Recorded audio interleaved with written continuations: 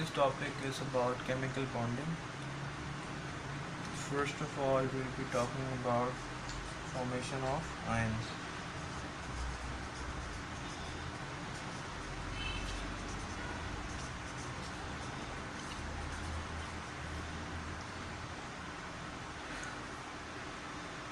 First question is that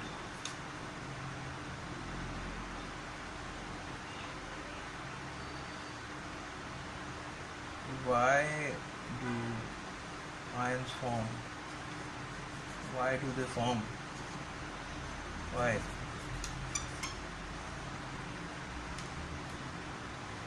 You see, any atom is more stable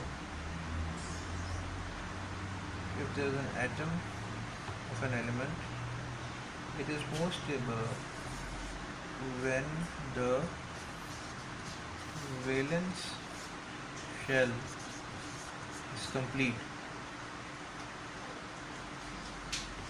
Valence shell can be complete if there is only one shell, then it can be complete when there are 2 electrons in it.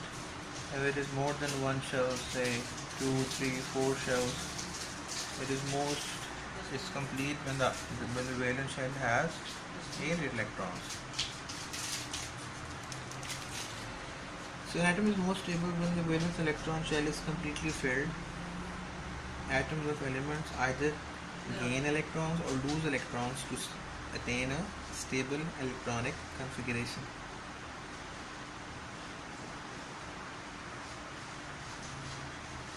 Non-metals, on the other hand, let's look at it again.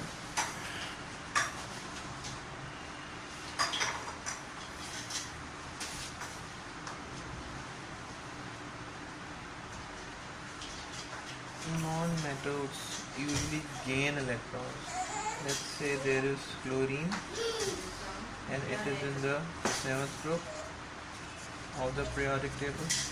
So therefore in the valence shell of chlorine there are 7 electrons.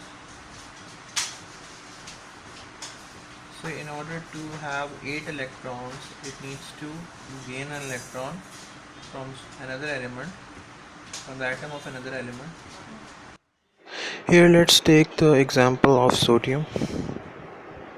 It has 1 electron in the last shell and 8 electrons in the second last shell. So therefore it needs to lose that last electron to overall have 8 electrons in the last shell. This electron would be lost to chlorine.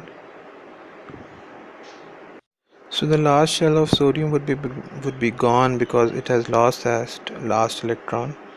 So this shell would become the valence shell, which already has electrons, so that is stable. Chlorine would have gained an electron from sodium and overall would have 8 electrons in the last shell. So this would also become stable and overall would have a negative charge on it.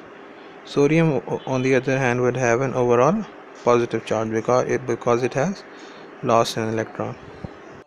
So here, as you can see, the ions basically form when you need to have an overall stable electronic structure. Another thing you need to know is that the overall charge on the ion can be found by taking the difference between the number of protons and the number of electrons.